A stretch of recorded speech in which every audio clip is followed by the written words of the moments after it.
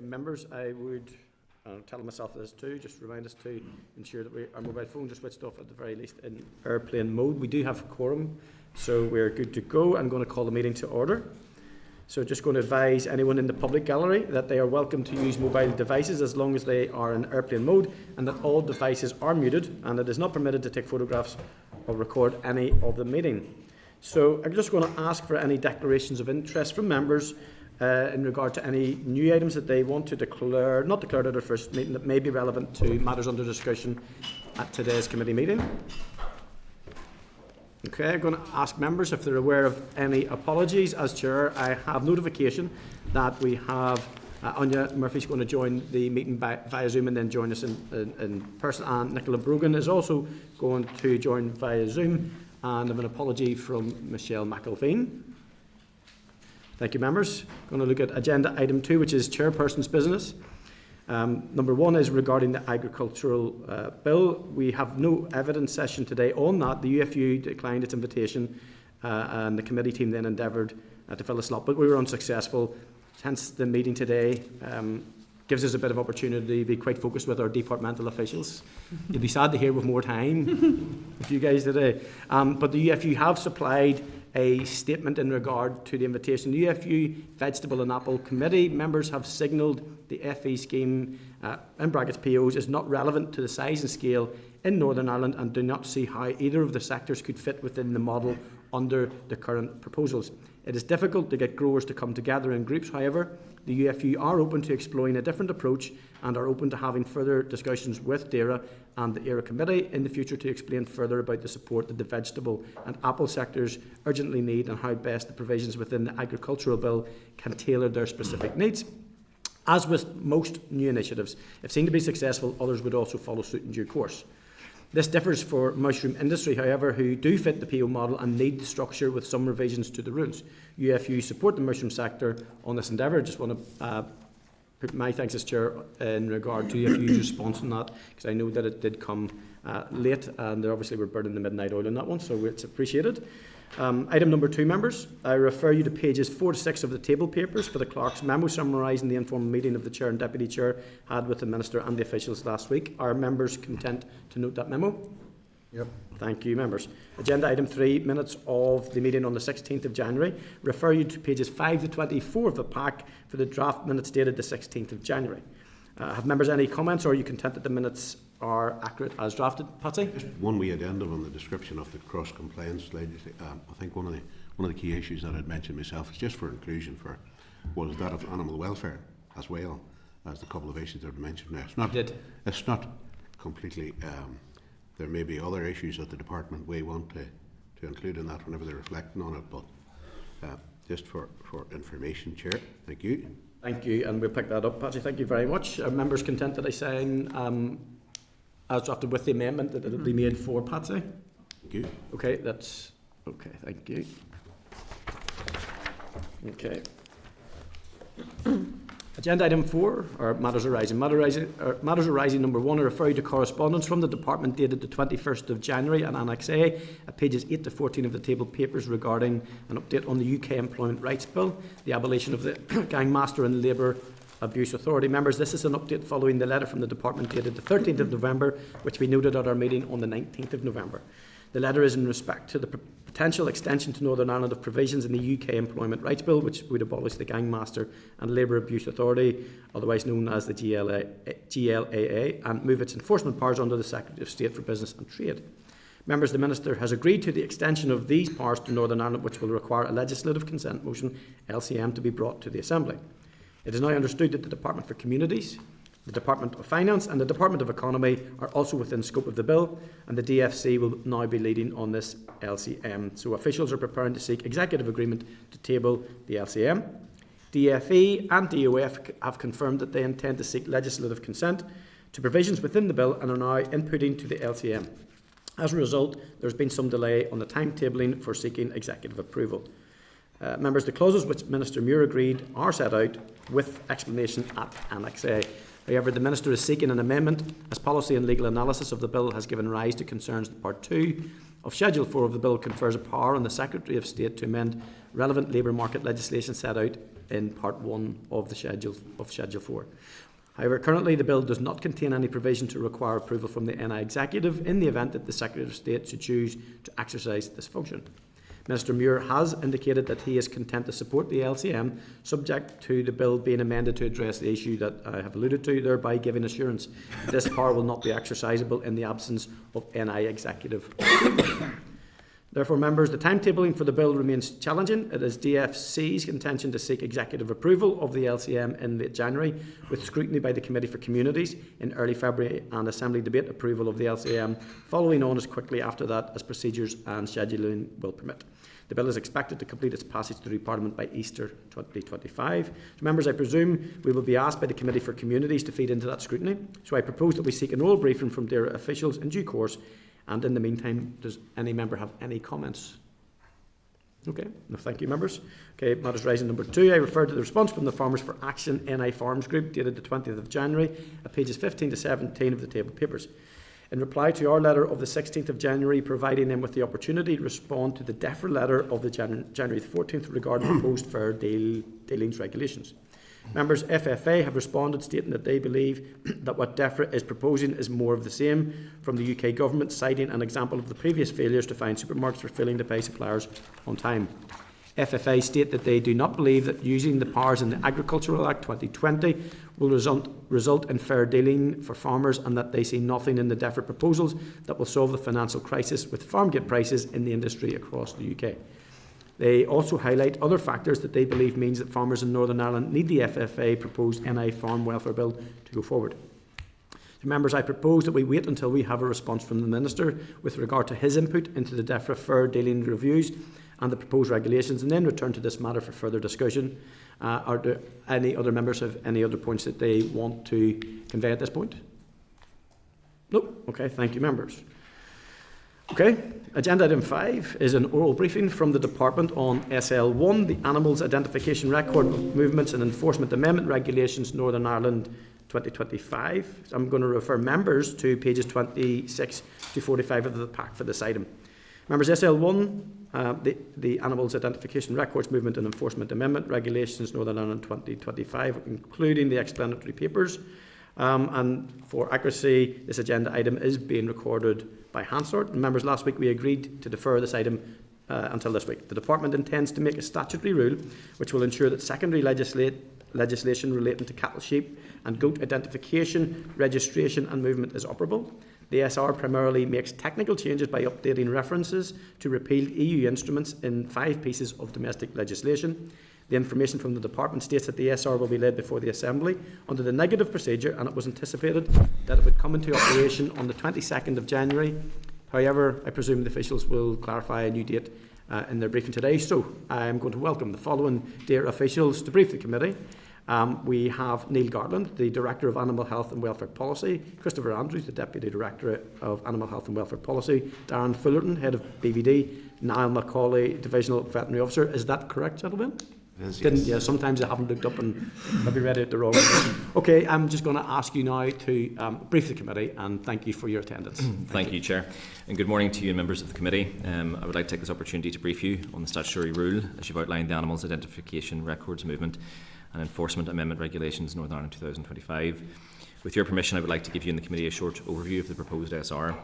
As you mentioned, Chair, I'm joined today by Deputy Director of Animal Health and Welfare Policy Division, Christopher Andrews, Divisional Veterinary Officer for IRM Branch, Niall Macaulay, and Head of Livestock ID, BBD, Darren Fullerton, who along with myself will also seek to answer any questions members may have. You have been provided already with detailed written briefing on the statutory rules, so I'll try and keep my remarks brief. I'll start off with some background as to why the statutory rule is required. European Union law sets out a system for the identification, registration and movement of livestock. This is supported in domestic law by a number of departmental regulations which describe how livestock should be identified, the significant life events that need to be reported to the Department to ensure robust farm-to-fork traceability, and the offences and penalties which apply if these rules are not adhered to. However, the EU legislation which previously set these IRM requirements out has been revoked and replaced by the new legislation known as the Animal Health Law. The Animal Health Law is applied from 2021 and is listed in Annex 2 of the Windsor Framework, which automatically applies to Northern Ireland.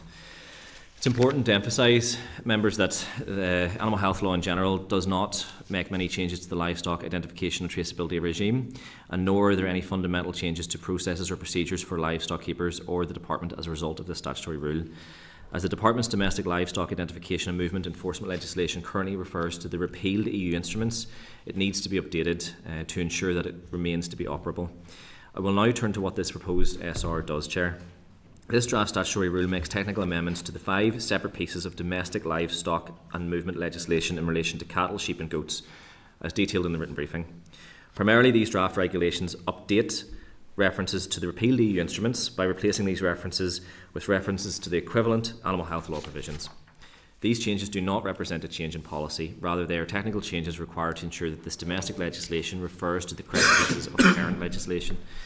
This domestic legislation provides for the enforcement of the EU requirements in relation to IRM. It does this by setting out offences and penalties should there be a failure to comply with these identification and movement obligations, such as the requirements to record births on time and notify movements on and off the livestock keeper's holding. It also provides the powers to investigate such non-compliance issues. Remedial action where contraventions occur include the issue of warning letters, the application of movement restrictions, and in the most severe cases only, pursuing prosecutions. There is a need to make these amendments to the existing domestic legislation by way of this SR today to ensure that the Department continues to have a legally enforceable livestock traceability regime. Another change made by the draft SR is to update the details of what is considered to be an approved livestock ID tag to align with the requirements for the new XI prefix tags.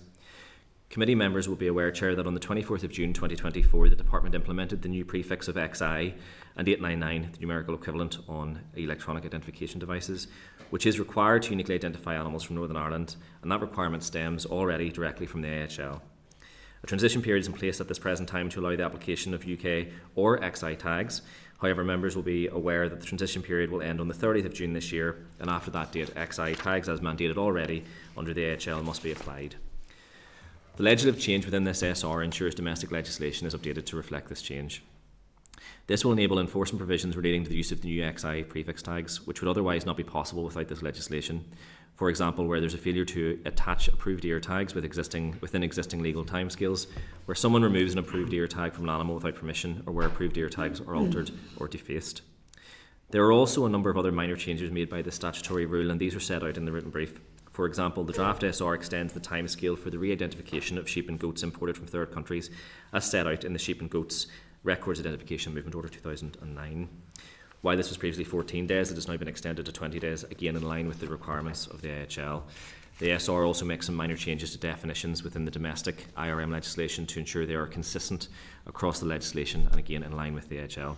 For example, the definition of animals is slightly amended to clarify that the offspring of crossings of certain species are within scope of this definition and therefore covered by the requirements within domestic statute. Finally, there are some transitionary provisions when the domestic legislation was originally made that are no longer required, and the draft SR seeks to remove these. As I have noted, the draft SR primarily addresses operability issues within our domestic legislation to ensure that we have fully enforceable livestock traceability regime, including the ability to enforce issues associated with the introduction of the new XI prefix tag. However, since the introduction of AHL, given that our domestic legislation has referred to now repealed EU instruments rather than the equivalents in the animal health law, there has been some legal uncertainty regarding the Department's ability to fully apply the relevant enforcement provisions relating to livestock identification movement. It is very important to note, however, that the legal obligations to correctly and appropriately identify livestock and record their movements, as set out in EU legislation, has applied at all times to farmers. So while these obligations are contained within EU instruments, which are now repealed, they were carried over into the EU Animal Health Law, which directly applies in Northern Ireland. I wish to restate the point I made at the start. The fundamental requirement to identify livestock and report all life events, such as births, deaths and movements, have not changed because of the Animal Health Law. It is just essential that our domestic legislation is updated now to ensure that we can utilise with certainty the same enforcement provisions that we've always used.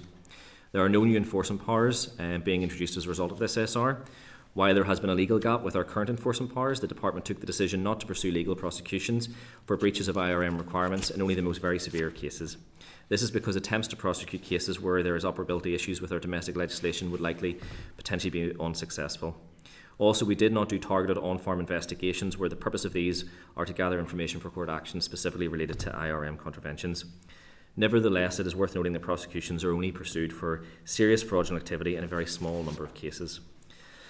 The Department has continued to take all possible measures, short of pursuing legal action, in cases where breaches of IRM requirements have been identified. For example, we continue to carry out routine cross-compliance and livestock inspections and applied herd restrictions, issued warning letters where wrongdoing has been confirmed.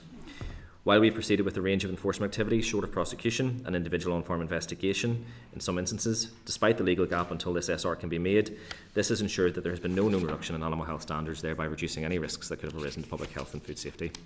However, as you will appreciate, it is important to correct these operability issues with our domestic legislation and provide legal certainty to the Department's enforcement of existing IRM requirements. This draft SR will do this. Finally, as I said earlier, the draft SR is technical in nature and therefore does not represent any significant policy change. The existing IRM requirements placed on farmers will continue as they currently do. Also, the IRM requirements are derived from EU legislation. There is no scope for the Department to change those requirements and therefore no need to consult, nor are there expected to be any additional cost to industry as a result of this draft SR. The Department did engage with stakeholders in relation to the introduction of the new XI tags last year. The only significant concerns raised were in relation to the length of the transition period, as keepers were concerned that they would be left with stocks of UK tags. However, as announced in August of last year, that transition period was extended to the 30th of June this year. The extension has been welcomed by industry and will mean additional time to use up stocks of UK prefix tags. So thank you for your time today, Chair and members, and I'm happy to take any questions that you or members may have. Thank you so much. I really do appreciate it. The members have the papers and the legislation read-off in your packs there, guys. I'm sure there'll be plenty of questions. I'm going to start off then just with a question. So it's evident to see, and it's been even covered today in your speech, that the EU commitments seem to be well covered in the proposals. Can I ask you, is there any concern about any impact on the internal market, particularly in around the tags and the XI tags? So you alluded to in the stakeholder feedback, for instance, that maybe it's been addressed that one of the concerns was just the fact that they have the GB tags and no longer can use them. Yes. Has it been scoped out then in terms of the GB market, that being that it is the biggest market for our farmers? Chair, I'll understand, I'll make clear that this SR today just gives us the ability to enforce the new tags. It doesn't mandate the new tags. That's already derived from EU legislation applicable from 2021. Indeed, before that happened, we were already uniquely identified from the rest of the UK anyway, so we always had a different system for identification of livestock.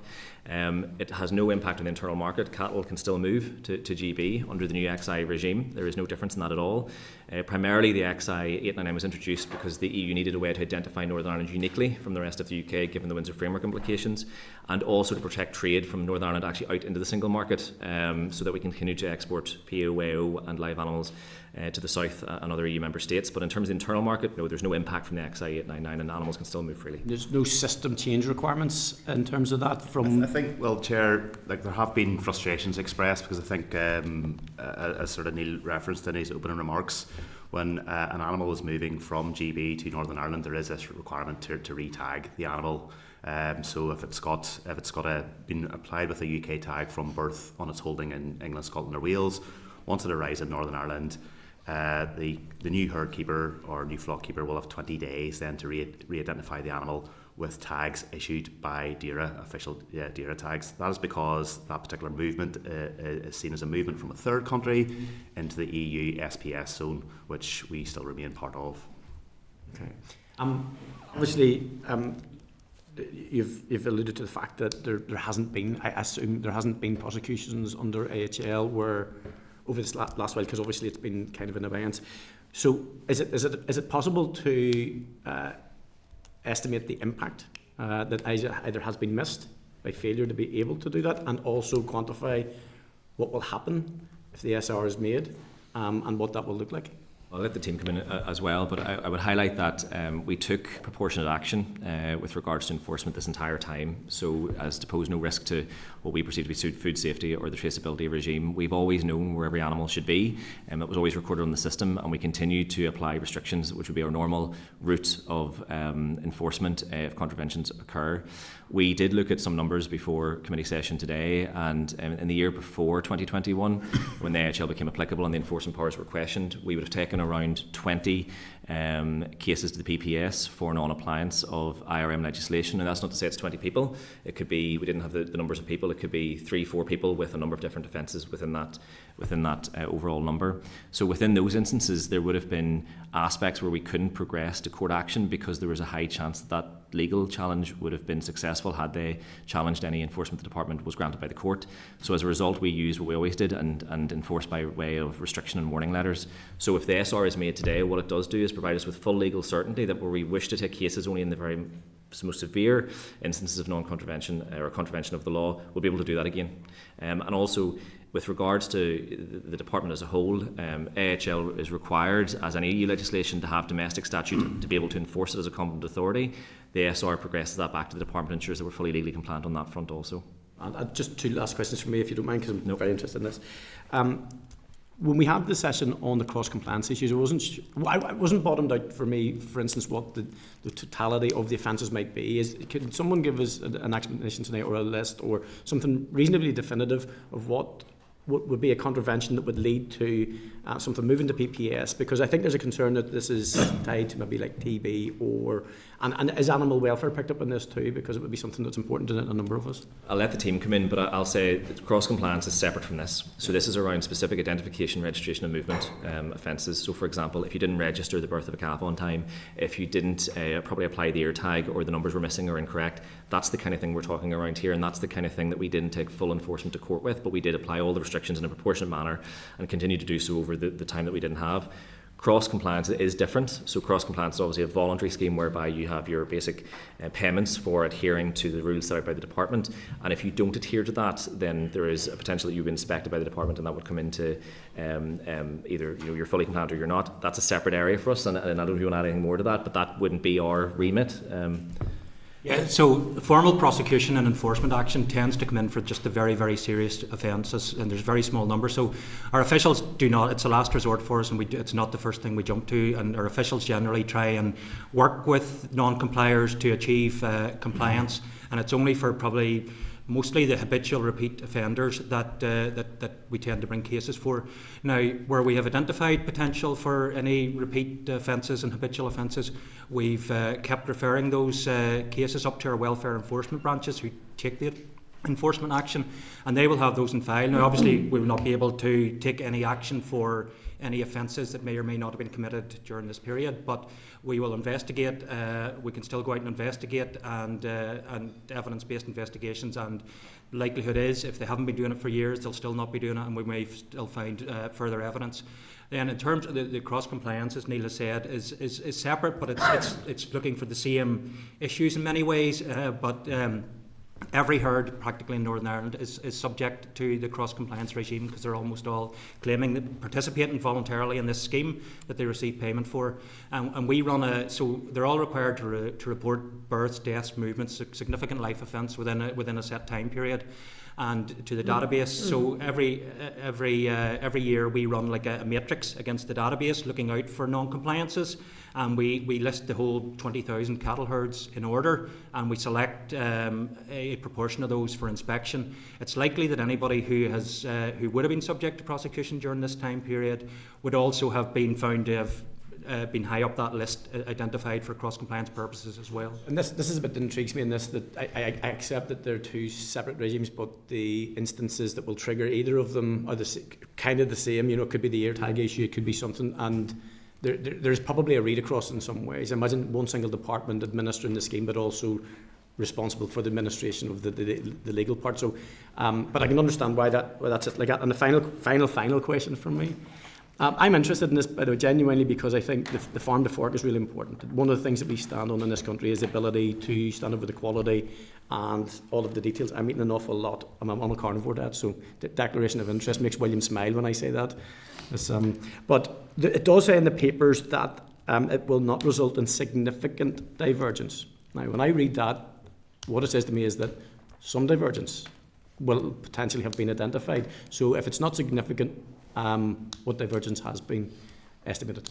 Chair, in terms of the existing UK traceability regime, the fundamental basics of every single traceability regime are the same, regardless of they're UK, Ireland, Canada, Australia, wherever. You identify an animal, you record the identity of that animal, you request the keepers of that animal to tell you where they are at all times. So the fundamental basics of any farm to fork traceability regime are always the same.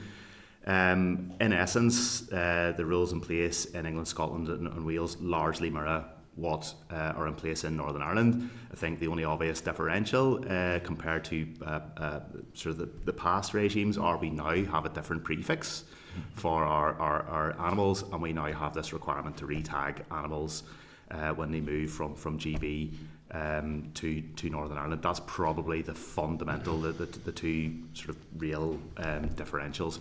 In terms of what actual difference that makes on the ground to herd keepers, flock keepers, very, very little. Very, very little. I do appreciate there is a bit of probably administration awkwardness around moving animals in from GB to Northern Ireland that wasn't there before.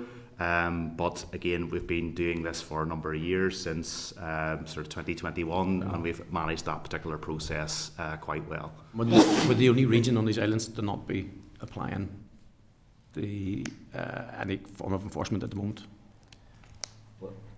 I would say that to the best of our knowledge, I don't think the competent authorities would inform us if they did have a question over legal advice with their enforcement. Personally, we haven't done that with other jurisdictions because it would call into question, the restrictions that we're possibly putting on at the moment. And I would suggest that, and to make clear that, we would be very much of the view that we maintained farm to fork traceability and the reputation of the industry and the scheme on this, and we were assured that we knew where all animals were. At times the case would arise that if people aren't going to apply the legislation or do something wrong, they would have done it anyway, regardless of the SR or not. But we wanted to ensure that internally within the department we took a proportionate approach to protect the farm to fork traceability regime, and as a result of that, that's why we're here today, then, to fix that, and this SR will hopefully bring back that legal certainty. But the other jurisdictions, I would assume that they would have their legal powers, but that wouldn't be something that we'd discuss possibly with us, and it's not something that I have raised with them either. Just to underscore earlier points, Chair, the thing that was not occurring was prosecutions through court. They are very much a last resort, as Niall was saying. We were doing all the other things. So herd restrictions were still being put in place, individual animals were still being put under restriction, warning letters were still being sent to farmers, we were still undertaking cattle cross compliance or cattle identity inspections.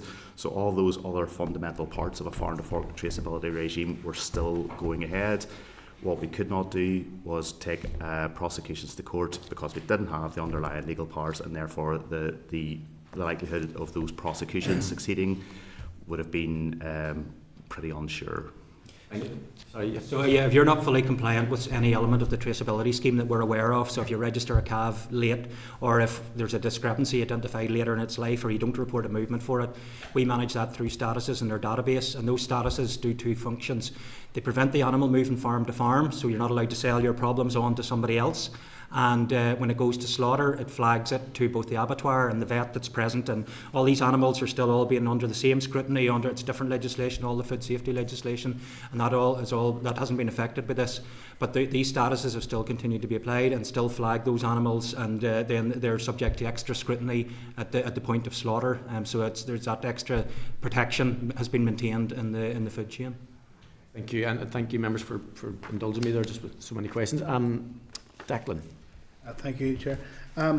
See, given the fact that there has been a consultation because these amendments are technical in nature, how then can the department ensure that farmers and vets and other people involved can comply with the updated requirements? So what we're intending to do here, Declan, is not to make any change from what we had in 2021. There's no new offences or penalties as a result of this SR. So what they should have been doing all along was already obligated by legislation upon them. So even though we didn't have the full power to enforce, they should be doing this regardless. We are working on a wider piece of statutory of legislation for later in the year to look at the animal health law in a broad context, and a couple of changes in penalties and offences are needed around that, and we'll be coming to the committee with that later in the year. This SR is just to bring back the enforcement powers that we already had. So in terms of laying this today, or laying this and making this and coming to you for consideration today, the farmer should see no difference. And they're already well aware of the need, already legally obligated to change tags obviously over to XI. This just means the department has the power to enforce it where there's non-compliance. So on the ground, there shouldn't be much change at all to farmers, vets or anyone else. We will be meeting the Farmers Union and NAPA tomorrow to run them through the detail of this SR and what it's proposed to do. But as I say, on the ground to the farmer, there shouldn't be any difference at all. All this broadly does is bring back the department's legal certainty around our enforcement powers.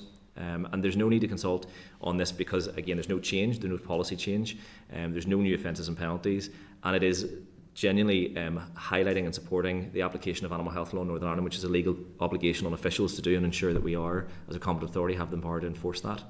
And in terms of the one significant change, I suppose, that there is, which is the change to the tag prefix, while there wasn't consultation, there was significant engagement with the Ulster Farmers Union, with the meat industry, with LMC, with the tag suppliers, and with the farm software, with the market operators, everything. So they were well briefed, and they had a lot of time to bring in software changes and that to allow them to adapt to that, and it went very smoothly. And we also took on board, while consultation wasn't appropriate because it's not something we had a choice in, but we took on board and we extended the transition period as a result of feedback received from industry, and I think they were broadly satisfied with how that was implemented in the finish-up.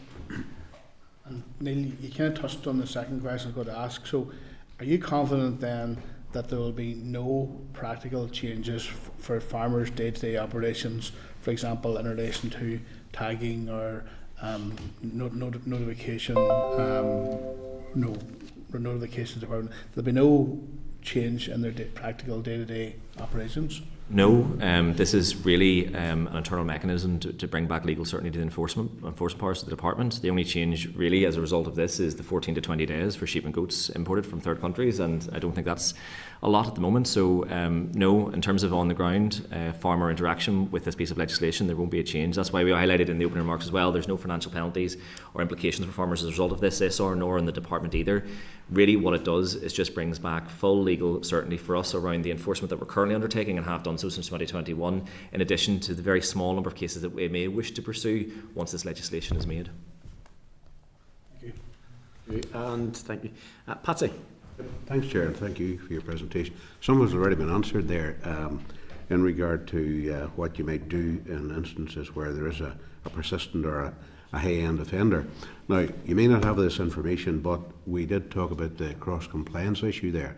So, would you have any detail of the numbers of individuals who we'll call them high-end, maybe repeat offenders, for whom there has been a penalty or penalties enforced in regard to cross-compliance?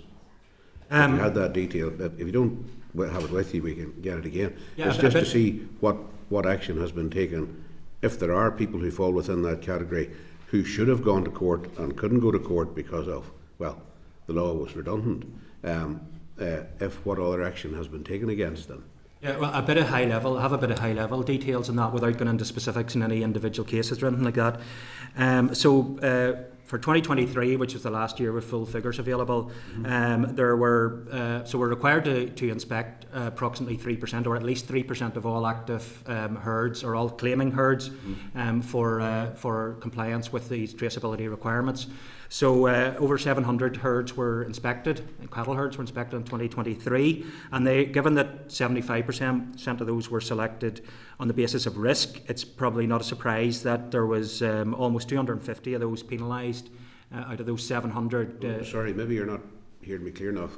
Those the habitual. Those that initially, under your own criteria, had this legislation been updated in time, those that would have been taken to court or potentially would have been taken to court or regarded as offenders who could have criminal action taken against them, those that you would have identified, and I'm sure you have identified, don't know what the quantity is, but what read across action was taken against them in regard to the cross-compliance penalties which can be enforced as, well, you know that better than me. So we wouldn't have referred those directly for cross-compliance because we probably didn't have the legal authority. So when we had the legal powers, if you had suspicions of say, a whistleblower or something like that, you would have taken them. But sorry, I'm a wee bit confused. You're the same department, yeah, and you wouldn't have legal authority. So you spot and identify a case, a high risk or a high-end offender or high-end offence risk case that could potentially wind up in court. And you already have, I'm sure you've spotted or identified a number of those. So, are you telling me that another wing of the department doesn't know about that because you, whenever you've spotted it, haven't informed them? No, it's if there's a potential breach, we would have to go on to the farm to investigate that before these would be what we would call our targeted investigation. So they would all feed into the cross-compliance system, but they would be done by our welfare enforcement branch. So there's two teams, the welfare enforcement branch that do targeted investigations, but they rely on the legal powers from the legislation to go on farm and do those investigations. So without those legal powers, we haven't been able to go on farm and carry out those investigations that almost certainly would have led to cross-compliance breaches. But we have now. I don't have specific figures for who may or may not have been taken forward to enforcement, but there is a very high likelihood that those people will also have been caught in this matrix and be among the sort of top 10 offenders who are getting. That's exactly what I'm trying to get at, and it doesn't necessarily have to be around animal welfare, as you'll know better than me. So, whatever way or by what mechanism you have identified those high-end or high-risk offenders who would have, in that interregnum period, wound up in court by yourselves taking it, and you've identified them, you've referred to them. So I'm just trying to establish what is the process by which that, once identified by the department, then is referred or highlighted or whatever it is, red light, whatever it is, goes to cross-compliance to ensure that they are aware of it.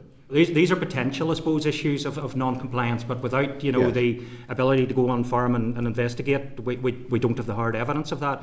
But the same people are very likely to be notifying animals late and not registering their births in time and not notifying movements, and have a high number of animal turnovers in their herd, buying in a lot of stock. They're likely to fall high up that list anyway and be subject. Yes. But we would not actually be penalising them directly for any of the other sort of external, maybe whistleblower evidence or anything like that. It's only then we would go out and inspect them based on the sort of risk matrix. But if we find non-compliances, then they would be subject to a reduction in their cross-compliance penalty up to 100% potentially. I'm not even talking about whistleblower. I'm talking about those cases, back to this, those cases that would have been caught in that intervening period where you had an emasculated bit of legislation that you couldn't do anything with. You're bound to have identified a number of cases. I'd be shocked and be surprised if that wasn't the case. So I'm trying to establish just if there are 4, 5, 10, 20 or whatever it may be in those cases, what the process is within the department to ensure that once identified, if there is a high risk or high end potential offender, even though you may have the handcuffs on to take legal action, that there's a process whereby someone else is aware of the risk, the concerns. They may well already be aware of them, but it's just to make sure that there's that proper flow of information within the department itself. So I think with respect to, obviously, the on-farm investigation we couldn't progress with, but where there is a high-risk offender that we thought would maybe be in a worse-off position than what we knew about, but we'd only be able to do an on-farm investigation, we would put a restriction on that farm. We would put, obviously, and take an enforcement action. I would assume, now, that's, again, cross-compliance is another area, but that the restrictions placed upon the farm for our end would have flagged cross-compliance, or it would have been informed the matrix around how that person was selected. I don't know what the matrix is, because I know it's a large number of other factors as well, and it is a different side in terms of that I'm sure would fit into. But what we can is follow up right with you to that question, if that's okay, because I certainly wouldn't have exact numbers. And in many instances, Patsy agrees, it's hypothetical. We don't know if there'll be an offence on farm until we get onto farm to see, and we can't get on farm. So what you're really asking is around, in those instances where we think there is an intelligence-led potential that there was an offence, how did that interact with the cross-compliance? Either random selection or 75% targeted selection. And I think that if there was a restriction placed upon that herd, we would have fed that in. That would have been fed in as part of the matrix. But we'll come back to you in writing on the points that you've asked, if that's okay in terms of that point. So you might sort of be referring to, for prosecution, say a vet or an inspector or an admin person in one of our offices might notice a level of unusual activity. Late notifications, animals disappear, and so you go to do a TB test and there's 20 animals not there you'd expect to be there. All that is feeding in to the selection process for the cross-compliance inspections already. It's not that we have to take a separate process, because, we've referred this for prosecution, but we can't take a case and we have to go back to cross-compliance. That's already going directly to cross-compliance as part of the selection I process. get that. That's just, well, you'll be getting back to us anyway, Neil. Okay, thank you. Patsy, can I come in just two other quick points on that? I think it's also worth noting that any intelligent-led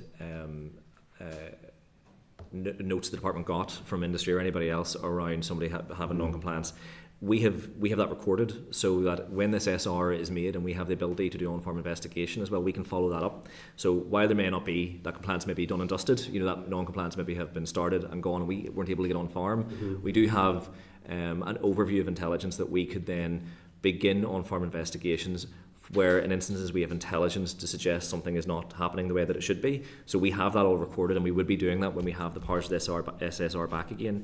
And I also think it's worth to note, in terms of general prosecutions that we did not take, I say around the 20 instances that are sent to the PPS in 2020 broadly, that's not necessarily 20 people, that could be 2, 3, 4 people. And when you look at the amount of convictions that we got specifically for IRM offences, and when I say convictions, that could be a fine, it's only taken in the most severe of cases. You're looking at 3 in 2020, 7 or thereabouts in 2019, and then around 18, 19 in 2017. So they fluctuate, but they're not a huge number when you take into account too many cattle in the country alone, near enough, so that it's not a huge number that we're talking about here, but it just brings back that legal certainty. If that's, and we'll come back to another point, Patsy. Thank you. Grant, thank you. Thank you, Patsy. Just fish out the two small ones in. Patsy's piece was very interesting there. So I think if this has been said, but just to have it repeated, in terms of the practical implications for farmers, I think you've said there are none. Because the regime is exactly the same. Yes. It will not change. There's no practical implications for farmers at all, because that will be a concern to them, because farmers are under immense pressure at the minute for a variety of reasons. But thanks, Patsy, for that query. Then we have Williams next, followed by John Blair.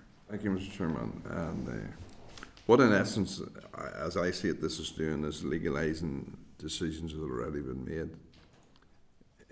The issue of retagging animals coming in from the UK or the GB has been an issue for pedigree, registered pedigree producers. Very unhappy. The rationale, this is, as I see it, Europe's insistence that this happened, but is there any other rationale behind this? So It doesn't make sense. well, I'll try my best to explain it, William. There's always been a provision in Northern Ireland domestic legislation that animals, livestock coming in from a third country must be re-tagged. When the UK chose to leave the EU in result of obviously the negotiations, GB was reclassified as a third country. So that existing provision then applied to England, Scotland and Wales. So this is not technically a new requirement. The status of GB changed.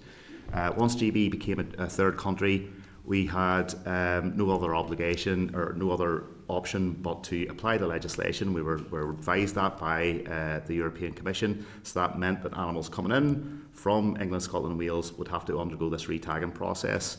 Niall and myself and others then worked out a means of making sure that could happen. We did take representations at that time from a number of the pedigree societies. There were a number of individuals who felt that it created difficulties. We worked with our UK colleagues and to a degree it seems we've managed to get a process which largely works. We've not really received any sort of further correspondence or representation in recent times around. Would accept that the very re-tag few animals have been imported. But equally, there's very few animals coming in since Blue Tongue. But even prior to that, I think we had largely worked out a process where we were able to keep those flow of pedigree animals moving. We were able to have a re-tagging process which they understood. The information was able to be sort of correlated on flock and herd books belonging to those societies, and any sort of impacts of this requirement were minimised. I think it's important to say as well that this change of having to re-identify GB imports predates the change to the legislation this required. So that became effective immediately. The end of the transition period was at the beginning of 2020. So the old EU legislation was still applicable at that stage, and as Chris said, all that changed was that now GB animals fell into the bracket of animals that we always had to re-identify. So this legislation doesn't have a direct and immediate impact on that existed prior to this change. Yeah, but you can understand how Joe Blogs on the ground can't see the logic in this. But I understand where you're going from. EU's insistence on this was beyond our control, but I mean, it's crazy. I'd say, William, the debate around the objectives of the legislation, animal health law, or the requirements put on farmers, that can be in the discourse, but this does not impact those obligations. They're already there, regardless of this piece of legislation today. This piece of legislation just gives us the power to enforce non-compliance. That's all it is. So the re-tagging issue or the XA 899, that won't be impacted by this SR today at all. It just allows us enforcement of it. In response, you said there's a small number that went to court. You would accept that most cross-compliance issues are not legally or criminal offences. Most cross-compliance issues are minor offences and are not. There's no legal or criminal offence in a late permit coming in. I suppose that's why, again, there would be two separate things. A fine or deduction. But a lot of people doesn't understand that.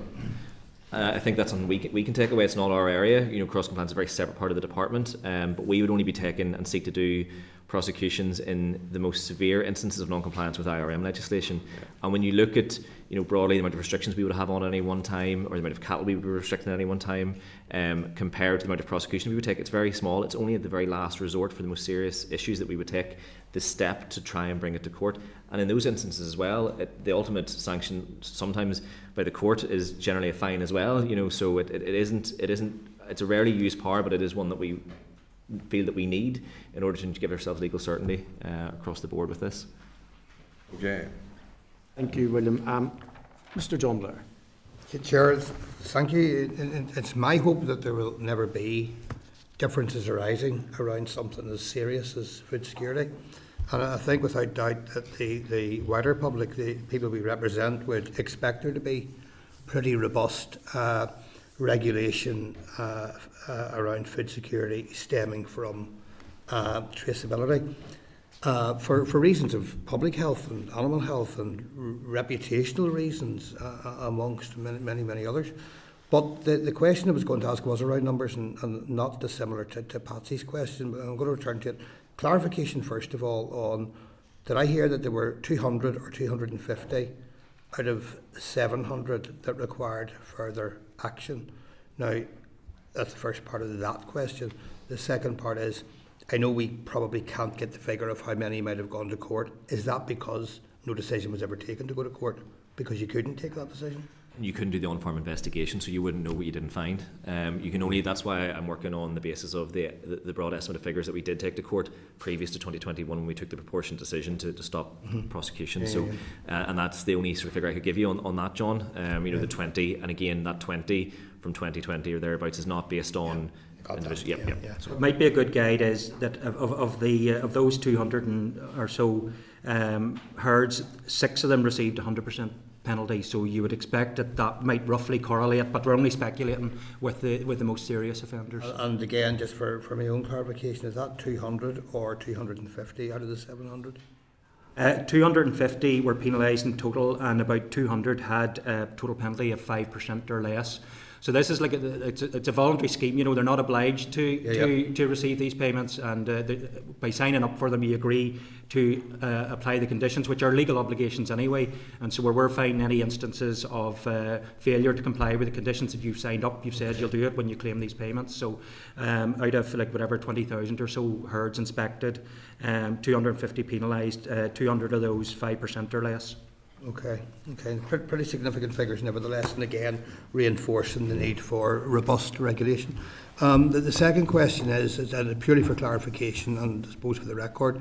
We've had it explained to us in some detail, but the inconsistency which arose, or lack of continuity that arose in 2021, so that we're clear, there was no decision taken not to do that or not to do something. It was simply that nothing was done. The decision wasn't taken to do. There wasn't an active decision not to do anything. So in 2021, with the application of AHL, we had legal advice to say that your legal powers for enforcement would be queried, and there would be a chance of a successful outcome for an appellant if you did get a successful prosecution. So we took the proportionate approach as I've outlined to just simply focus on restrictions, as we would normally do. Within the efforts, the department then recognised it needed to be taken to update the statute book. We did not receive ministerial agreement before October 2022, and thereafter we also were aware at official level that some aspects of this could have been part of the discussions over the Windsor framework, particularly around the XI 899 issue, for example, and how that was all going to be settled. When that came to obviously conclusion, we still were required to apply HL its entirety. We were working on the background to progress a larger SR to fully support animal health law IRM requirements in Northern Ireland, and we updated Minister Muir on that. Unfortunately, that has been delayed because of the complexity around that legislation. So Minister Muir took the decision in autumn then to progress this one as quickly as possible to bring the enforcement powers back, give us certainty, and then in the autumn we'll bring for consideration the larger SR, which will be potentially some new offences and penalties within that, and will be subject to consultation. So that's the timeline of what we did on that. All I can say is we didn't have a decision with regards to what we should do with future legislation as of October 2022, and then we progressed on as officials to draft legislation, conscious that it could be subject to negotiations, and then Minister Muir took the decision in October when imposed to progress with this bridging SR. Okay, look, that's helpful. Thank you. Thank you, John. And Thomas Buchanan. Thank you, Chair, and a lot of the issues have been covered, but I think whenever we strip everything away from this and drill right down into it, what we have here is the dictates of EU that that is making a difference between us and the rest of the United Kingdom, because when we read the notes here, it does say that this doesn't have to be applied throughout the rest of the United Kingdom. So it is making a difference, and it may well you may well talk about it being small technical changes as is making no difference. We've always seen over the years that whenever these things have come and these changes have come, it's only whenever they are in place saying that there is then the farmer on the ground then does see that there is a difference, and it's making a difference for them. And I know John spoke about robust legislation for food security. I tell you, there's no greater place where there's greater food security than there is in Northern Ireland. So there's no fear around that part of it. But it simply seems to be it's just the dictates from Europe saying you must do this because it's going to make a difference between you and the rest of the United Kingdom. So Tom, in respect of the written briefing, what is not applied in GB is the animal health law itself. So the animal health law itself is applicable here and in the rest of the EU, but here under the Windsor framework it's not applicable in GB, although they may choose to advance certain aspects of it in order for that England, Scotland, Wales trading relationship with the EU. What this SR does is simply brings back the enforcement powers that we had in 2021 before the animal health law even came into effect. It really broadly just does that it gives us the full range of enforcement powers around IRM. It doesn't introduce anything new. Now, what we have done in that intervening period between that application of that larger law and now is taken a proportionate approach that we think and would stand over has continued to ensure the complete protection of our traceability system and regime. But obviously discussing with you today this SR, it is now known that there was a query over the enforcement powers and our ability to enforce in that time period, which we wouldn't want to then continue on in after today. And that is why, Chair, actually to go back to a question as well, that's why we would look to make and lay the legislation if the committee in its considerations would be minded to agree with us that it needs to be done. But the SR itself doesn't implement anything new from the EU. The animal health law does, which is already here. It's already directly applicable. Farmers still automatically have to do what it says because it's a regulation. And that's separate from what we're here to discuss today. What the SR does is give us the powers to enforce IRM legislation. Indeed, powers that broadly England, Scotland, Wales, as the question was asked earlier, should have, but that we have a legal question mark over at the minute. And this SR is hoping to resolve that. And that's what we're intending to do. And that's why it's technical in nature. Just to be clear, the animal health law is not applicable in GB. It's not this SR today. This SR today is around enforcement powers. Yeah, the fundamentals between Northern Ireland and the rest of the UK are still the same. For example, our herd keeper will still have to notify a birth in England, Scotland and Wales the same way we do. They will still require to notify movements of their holding in England, Scotland and Wales exactly the same way we do. There are very, very broad parallels. The fundamentals of the farm fork regime, the requirements placed upon herd keepers, flock keepers are broadly identical. The part of this legislation is part of the high standard and the high standing of our domestic traceability regime, and it's vital, you know. So our third country and internal market and all the rest of it, customers that we're trading with, internal supermarkets, everybody, and the EU as well, will require this legislation to be in place. You know, so when they're auditing their meat plants, as they all do, you know, they will be looking for an operable. So it's not just about going out and prosecuting farmers. That's a last resort for them, but it's part of the overall traceability regime is having these powers, and customers will expect to see them. Gives you powers to enforce. And to come back to what Patsy was getting at, if that legislation had been in place from 2021, which would give you the powers to enforce, how many cases do you estimate you would have had put enforcement on that you weren't able to do because that legislation wasn't in place? We can only give you an average of what we did before 2021, and that was 20 contraventions of the law a year. Again, as I said, that's not necessarily 20 people. It could be 5-6 people for 20 instances where they didn't do what they should have been doing under our legislation, but I can only give you that figure because it's hypothetical what happened in the time period before. So that's why we discussed this and thought that would be of help to the committee if we could outline that. And in terms of the actual convictions that we got before 2021, it was 3 in 2020, 7 or 8 in 2019, and I think 17, 18 in 2018. And those 20 wouldn't all necessarily have resulted, you know, they could have been dealt with cautions and conditional discharges and all sorts of legal mechanisms. It wouldn't necessarily always have ended up in a criminal conviction. Any other questions from the members? I have a couple of, just because obviously this is a very interesting conversation. So picking up on Thomas's point there, so the animal health legislation which was applied from 2021. The IRM is one part of it. It's one part of it. So we could find ourselves at different stages if GB decides to do something slightly different, or EU decide to amend their legislation. We can keep coming back here, which is the risk, I suppose, of that future divergence and the growing divergence. On a much more global scale, and you guys won't be able to have scoped this because we didn't know which president we were getting in the US, or maybe have sight of the EU signing the Mercosur deal. Obviously, this is about trade opportunities to food security. We've got the EU have signed up obviously to the Mercosur deal, which is evidently opening the door to a product which won't have this application, I would imagine, or the need for this level of animal health legislation to be applied from South America, and the potential for further trade deals being made now with the new American administration.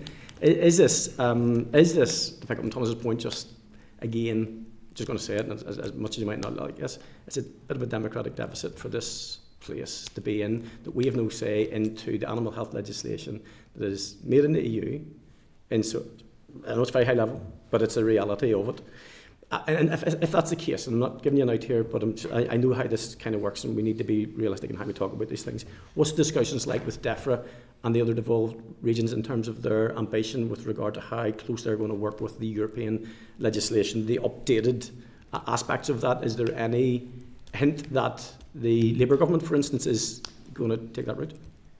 So I think there's a couple of questions in there. Yeah, Chair. sorry. No, you're grand. I think with respect to animal health law, it is fair to say it applies here, and it doesn't apply in Great Britain, but ministers could take the decision to apply any aspect of it if they wish. We are under a legal obligation to apply it because of the Windsor Framework. Yes, the European Union could take a decision to update that at any point in time, although they will have to go through their own democratic procedures and processes to ensure that they do that correctly, or indeed if the power is given to the Commission to do it, that will have done through a democratic process as well. And if it is under the Windsor Framework, then it is likely, subject to the democratic mechanisms here that have been agreed, then we may have to apply it, so that is fair. In terms of a democratic deficit at an EU level, I think that's a question not for me. It's a more political question, so I'll not attempt to answer that in any which way, but And then with regards to the trade deal, the Mercosur, I wouldn't be able to give you any information on that because it's not our area at all. We are domestic IRM legislation about movements in and out of Northern Ireland, not necessarily the rationale behind why a country with a lower standard could come in or a country with a higher standard could come in. That would be for greater minds than me, probably. So I couldn't come back to you on that. I'm sure that trade colleagues in the department, if we take now note, can come to you on some of the questions that you've given rise to on that as well. And then with regards to advice that would potentially be being issued to UK ministers, I'm not aware of what that advice would be in terms of future relationship. That will be a political decision for them to make. I just bring it back to the obligations placed on us with the Windsor framework and from the legal advice that we have received as departmental officials, that we have to apply the law as it stands and advise the minister to do the same with us and assist us in agreeing and progressing on with that, where we don't have a choice. So that's probably where I'm at, Chair. But yeah, Chair, just on the UK traceability piece, we have regular liaison with our colleagues in England, Scotland and Wales. I think they're very cognizant that Northern Ireland is in a unique position. We are still part of a UK traceability regime. We are also part of an EU traceability regime, and they understand and respect that. Traceability, livestock traceability, is actually devolved to all 4 nations of the UK. So there was always potential that England, Scotland and Wales could do something different or have a slightly different interpretation. But there's a will and a desire to work together to ensure that whatever rules are in place right across the UK, that we have a totally operable and robust UK traceability regime for the purposes of external trade and all that sort of good stuff. So that will to keep working together is there, it exists, and it will persist in the future. Can I add that as well? Because under what Chris has outlined, completely agree. It's the common frameworks which you'll have considered before and will be in due course again, and that's the mechanism by way of which then formally we can discuss any divergence. And indeed that will be pushed in the last instance if it can't be determined at officials, whatever the question is, if you can't diverge, if you can, or what the impact would be. If there was a serious concern around that would go to an interministerial group then. So those structures are in place, and the common frameworks provide a mechanism to do that across a broad range of areas, animal health and welfare being one, zootech another, and then other common frameworks for other parts of the department, as you and members will be aware. Yeah, it's actually, for me, it's shaping up into a simple problem with complex issues over here. So just a quick question. The emphasis has been that you have legal powers to bring farmers to court. I'm aware of a farmer in my constituency was brought to court some months ago. So there still was powers to bring farmers to court? So we have powers to bring farmers to court for non-contravention of the law, for example, around animal health or around welfare and transport, just not on IRM. And indeed, if there has been a court case for IRM, it may have been before 2021 that the events occurred and the process started. We haven't actively taken any prosecutions for IRM offences since 2021 when the legal advice said that our powers to enforce were at risk. And that's partly why we're here today, obviously, to ask for those enforcement powers back for IRM, but also to give us complete legal certainty that the restrictions that we are today currently have in place on farm and continue to do are able to not be challenged, because it is the right thing for the department to do, obviously, and the farmers should have been doing that anyway. That's why the restrictions were put on. But I think most members of the committee mightn't fully understand. You have still been fully active in cross-compliance inspections throughout this? yes. Yeah, yes. That hasn't been an issue. No, cross-compliance is different legislation, different regime, completely from again what we do, which is the identification, registration, movement of animals. It's not around payments to farmers. It's not around the ability to enforce a reduction in any payment or any scheme. That has nothing to do with us. We are around farm to fork traceability and enforcing the requirements placed upon farmers here. Cross-compliance is part of that too. It is as part of the sustainability standards, but that it is a separate area around finance and a voluntary code that farmers sign up to receive that money. It is different from a legal obligation placed on farmers to do the correct thing to ensure that our traceability regime is robust. Absolutely, and I'm all on for that. I'm not against that. I think that's very important. Thank you, William. members happy? Well, I'll say anything else to add? Any more questions? You've been well and truly grilled, I think. Thank you for attending, and thank you for taking the questions in the manner that you did in your responses. Thank you, gentlemen. Okay, members. Have any members got any other comments that they want to make on the content of the discussions and questions from the department and the department's ambition to take this SR forward? And if that is the case, then it will be the SR will be considered in due course that the department are going to make that, or We have some concerns about it, given the fact that it's EUC led. We have some concerns about the SR. Okay. Any other members, anything that they want to add to that? We need to take a decision as a committee as to whether the committee is content or not. We do, Chair. We don't need to take a formal vote till the SR comes before us. But if members have strong views that they want fed back to the minister on it, this is the time to do it. Yeah. So it would be useful to get a view of the general support. Okay, yeah. For the officials to take back, or we have the officials in front of us, guys. So I'm sure, obviously, you're well aware of the questions that have been made and some of the responses. From my perspective, I can see the need to do it to ensure that we have a regime. But I do have the shared concerns of some members that this is only one part of the animal health law and the future divergence and the sort of global uncertainty in terms of trade, and also, I'm just going to be honest, that democratic deficit, that if we don't have a voice in the alteration of animal health law. Yeah, and I think, Chair, that herein lies a problem, in that we have officials before us today looking about small technical changes that's coming from Europe to do with this here, but there's no guarantee that within 6 months or 12 months that these folk will not be sitting before us again looking for further changes within this that we have no say over, as been dictated to us from Europe, and looking at further changes that the rest of the UK don't have to implement. And therefore that is where the difficulty lies. And that's where the difficulty lies for us. And I think as a result of the SSR, and that's where I need to be clear, is the powers that we had before 2016, before 2021, and the ability to enforce that, that's exactly what this SSR will allow us to continue to do. There isn't anything new apart from that small change with the 14 to 20 days for imports of goats and sheep. It allows us to enforce the new tags that have obviously rolled out. If we don't make this SSR, then we are proceeding at risk with any enforcement on any IRM offences in Northern Ireland. We will not be able to take any prosecutions to court and could viably be challenged on the restrictions we have in place. That's the impact of this. It doesn't bring in anything new. And Tom, I hope it's 6 months, but maybe you'll not think the same. But we want to be back with you again in 6 months' time, because there is a larger piece of legislation that we are working on, which will fully support animal health law in Northern Ireland. That will have a number of changes within it. That will be the new things that have been introduced as a result of animal health law. Although we would think there are not many, we will be here to discuss that with you. We will have to go to consultation on that. That will be full part of this committee's consideration.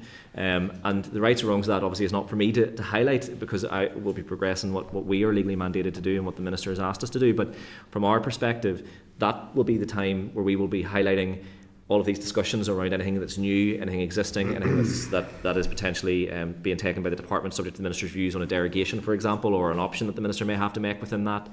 But this SR today is simply around assuring us of our ability to be able to enforce IRM and take action where there is non-compliance with the obligations placed on farmers, which were the same in 2020, 2021, and are the same today, but because of that intervening period, because our old legislation was created in a way that referred to all this old legislation, all these old EU regulations that are now gone, that's the issue that we have, and that's why this needs to come today. And I take your point, but anything that's new as a result of the animal health law that we need to put into domestic statute, we'll be coming back to you in the autumn.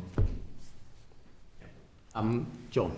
Chair, I understand and respect that the views of some in the EU are different than mine, including your own views, and I genuinely do respect that. However, because of confusion or uncertainty that arose on a previous occasion, I had to seek clarification about issues that were sent or not sent officially to the Minister.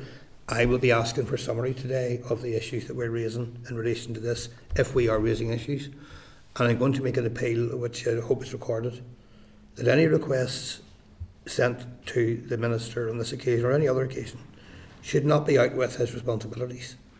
The Minister cannot single-handedly change the arrangements around EU or Windsor Framework or anyone else, just the same as no one else in this room can. What we can do is work with him and other ministers, irrespective of the different views, to try to seek new arrangements and solutions where there are problems, and that's a separate political issue, as is the Windsor Framework arrangement. So we need to be clear that to object to something because of an arrangement that is out with the Minister's control is really something that he could not answer. Whatever concerns we express, and he certainly can't change.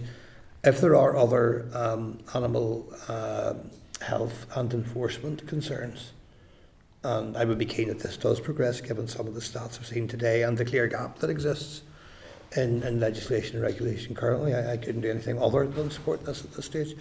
But if there are other concerns, then we need to list them and we need to be specific so that we know when the replies come back, if they come back, that they relate to our concerns raised and that there are not new concerns at a later stage that were never addressed in the first place. I think I respect everything you've said, John. We have Hansard here today who are recording everything that's said, to be fair, so there will be a verbatim record of everything that's said. I think that's a fair point that you've made in terms of any request that we would have of the department and the minister have to be within the varies. But the reality is there are varies that do not exist at the moment because future divergences is as a result of the Windsor framework, there's no doubt. The minister has no control of that, but we as legislators have every right to pursue those and to try and mitigate them. And the other thing is, from my perspective, from DEFRA's ambition, this is the bit that I would like to get to, that I would like to see this Labour government pursue an agenda where that divergence is diminished and not extended. I mean, we all have a fist in this fight. Unfortunately for us, in this legislature, we're voiceless because we don't have a say in this. So, in regard to that, This is by Hansard. We can sit here and do a list if you like, John. I don't mind if members want to raise certainly the last points that I made in and around the wider context, because I think we all would agree that animal welfare and the pursuance of the ability for our own department to pursue non-compliance and issues relating to is well made. I don't think there's anybody who would argue with that. Yeah, and that. There's another context here probably, which is the piece that I would like to just put on the record that I've alluded to towards the end. I'm just going to ask if members have any short pieces to add to this. We're not taking a vote on the committee's position on the SR because the last question I'm going to ask you guys is there a date in mind that the Minister has put in the diary to lay the SR with the Business Office? The Minister asked for the legislation to be made as quickly as possible, and it was in the recommendation, Darren, after the session, if the committee indicated that they were in agreement with the requirement for this, so we would seek to make and lay it tomorrow. The reason being, Chair, is that because we have had this discussion today, it will have become apparent that there is a question of legal risk over the enforcement powers that we are using and continue to use, and need for food security and the supply chain on our farm to fork regime. So that is why we were intending to make and lay it tomorrow, and also to highlight to the examiner any rationale as to why that would be the case. But that's the reason why. So that's what we were intending to do with the Minister's permission. And unless members are going to tell me any different, I can't say with any certainty that the committee has agreed. And that, it's not unanimous. Unless anybody's telling me any different, I just want to make sure that I'm not putting my foot somewhere it's not supposed to be. The committee's not unanimous. Tom and William in particular, I think, would be... Yeah, Chair, I did hear during the course of the discussions today one of the members here speak that they were going to be meeting with the Ulster Farmers Union tomorrow on this issue. Now, it would be good for us to get what the view of the Ulster Farmers Union or NIAPA or any of these folk is on this particular issue. And, why wait until tomorrow to meet the Ulster Farmers Union and not before then? But for us as a committee then, surely it would be good if we had where the Ulster Farmers Union stand on this, where NIAPA stands on this issue. It'd be good to have that information as well. I think, Tom, the reason that we were meeting tomorrow is because we're obviously committee first and give an overview, and the only reason we're meeting the Ulster Farmers Union is to tell them that there is no change to any farmers as a result of this. It just means that the enforcement that we were taking over this past 2.5 years is now being called into question. Now it's public, and that obviously asking for their encouragement that they would make sure that members, as much as possible, ensure that obligations and IRM requirements are met, and to reassure them that the actions that we took were proportionate to try and continue to ensure food safety and supply. That's why we're meeting them tomorrow. To discuss that on NIAPA. It's because having this conversation today, they wouldn't be aware of the legal question over the enforcement regime that we have had, and we want to assure them that we were doing the right thing, and that they would support the department in terms of trying to continue with the restrictions that are already in place. And that Patsy's just indicated as well. Sure, just to support the move to, it's unfortunate that for every reason it has lapsed since 2021 for whatever direction or reason that was, but I'm sure the industry would want to send a very clear message out about what our food is like, and that the measures are properly being taken to ensure that there's a good product coming from Northern Ireland here. That's uppermost in my mind, and the proper measures have been taken by the department to ensure that. For whatever reason, the legislation has lapsed. I agree, Patsy. Thank you.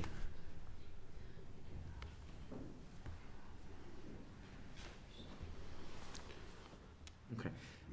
Members, again, as I said, as Evan, the committee would be agreeing this, but I'm just going to put the question there. Do members want to take a formal position on it at this stage, or do they want to wait until the Minister has led the SR, and perhaps I'm sure we will hear from stakeholders after this meeting anyway, because there will be people interested, and I'm sure will be pursuing us. We're just uncomfortable not with any enforcement, because I'm on for dealing with those that don't obey the rules. I have no issue with that, but there is issues around Europe that we have concerns, European input into this that we have concerns about, and we probably want to discuss it further. Okay. So, then we will, if you're content, you certainly the indication from the committee, as evidenced by Hansard, will be that the committee was not unanimous in its support. There is some support and there are some concerns raised. The committee is, I'm sure, supportive of the regime being re-established, but that being the case, I think when your discussions with UFU and any other stakeholders and the SR is made, then the committee will revisit it and take a Thank you, Robert, for letting me in. Chair, I just want to maybe clarify the department. Does the view of the committee impede the implementation of this or delay it in any way?